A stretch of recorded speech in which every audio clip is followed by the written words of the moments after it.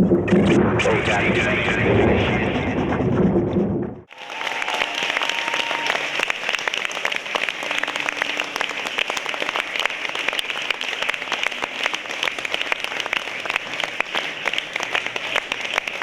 du 20e, pratiquement 70%.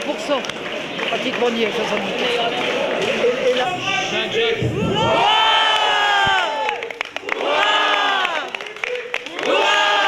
Et c'est une grande victoire. Ça fait 30 ans que j'attends ça. 30 ans.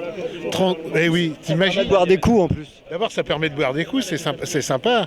Hein, mais enfin, la victoire de la vraie gauche. Enfin, la vraie gauche, entre guillemets, non pas une gauche personnelle. Nous devrions avoir 5 ou 6 sièges de conseillers d'arrondissement et surtout 2 conseillers de Paris. Ce qui nous permet donc de constituer une équipe et de continuer. Bon, il restait une carpe, un brochet, et là, maintenant, il semblerait que ce n'est pas très net, la carpe a gagné.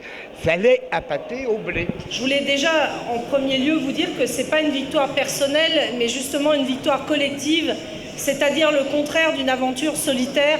Donc, je vous demande d'applaudir toute la liste qui vient d'être élue, brillamment.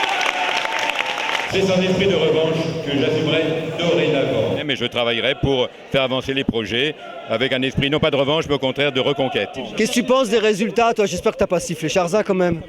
Si. Je pense que 30% du 20e arrondissement aujourd'hui a voté un homme avec un vrai projet contre des appareils. On est sorti. Merci Charzin, tête haute, tête haute. Michel, pour tout ce que tu as fait. Nous sommes sortis Un des homme appareils. tout seul contre un appareil, 31% chapeau.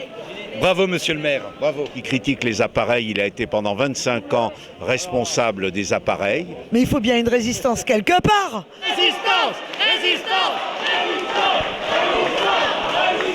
Cette victoire, c'est surtout la victoire des nous contre la victoire des je. Voilà.